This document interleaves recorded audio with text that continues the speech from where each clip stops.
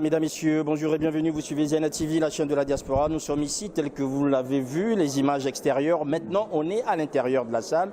Les choses sérieuses vont commencer. C'est le cinéma Paradise à Rabat qui accueille la diaspora congolaise aujourd'hui pour la première édition de la journée culturelle congolais, nationale congolaise, ici au Maroc. Il faut vous le dire, mesdames, messieurs, que les Congolais qui étaient depuis longtemps représentés par multiples associations se sont réunis autour d'une seule association, l'ACOM, l'Association des Congolais du Maroc, et cette association va organiser sa première journée culturelle ici. Alors, tel que vous le savez, les journées culturelles consistent bien sûr à représenter et à présenter à nos hôtes, surtout ceux qui nous accueillent ici, les meilleurs choix culturel du pays. Donc vous aurez ici de la danse, vous aurez de la musique, vous aurez des démonstrations sur certaines pratiques culturelles congolaises, notamment la SAP, et vous aurez aussi la dégustation des spécialités culinaires congolaises. Il faut vous dire, mesdames et messieurs, que Rabat, qui est la capitale du royaume chérifien, accueille une forte communauté congolaise. C'est la capitale politique aussi, donc il était nécessaire que les Congolais qui vont s'organiser désormais autour d'une seule association puissent se réunir ici. Alors, tel que vous le voyez derrière moi, bien sûr,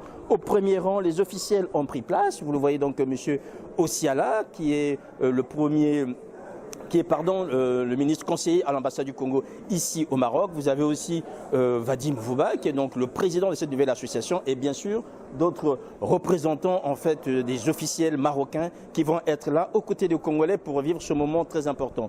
Vous le savez aussi, mesdames et messieurs, que le Maroc a des relations privilégiées avec le Congo. Il y a aujourd'hui au Congo des investissements marocains très importants, notamment autour de la ville de Pointe-Noire, et ici aussi de nombreux Congolais viennent pour se faire soigner. De nombreux Congolais viennent aussi pour apprendre. Donc ce sera une occasion pour les Congolais d'échanger avec les Marocains, d'échanger déjà entre eux.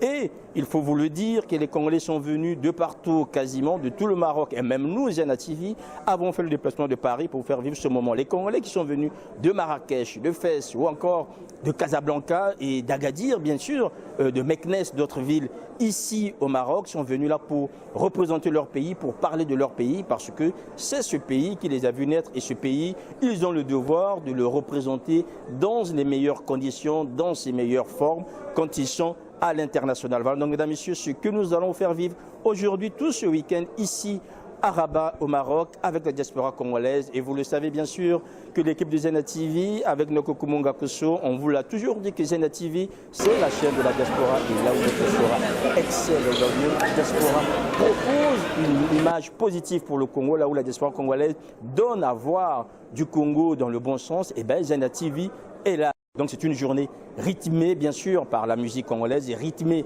par les danses congolaises, et rythmée par la SAP, rythmée aussi par nos spécialités culinaires que nous vous proposons ici avec la diaspora congolaise à Rabat, au Maroc, en compagnie de l'équipe de Ziana TV et des hommes et des femmes qui nous accompagnent. Voilà, vous êtes aussi nombreux à nous suivre, tel que le Maroc aujourd'hui va donner le là, puisqu'on dit souvent de la diaspora congolaise qu'elle est disparate, que les Congolais ont toujours des problèmes entre eux, que les Congolais, ce n'est pas toujours facile de pouvoir s'organiser. Et voilà, une leçon marocaine que nous accueillons tous avec beaucoup de modestie, surtout quand on voit ce qui se passe aux côtés des Congolais qui sont à Paris. On peut se dire, mais voilà, la leçon venant du Maroc, et les Congolais du Maroc sont donnés donc cet objectif, être représenté par une seule association. Cela a l'avantage d'être écouté et par les autorités congolaises et par les autorités marocaines.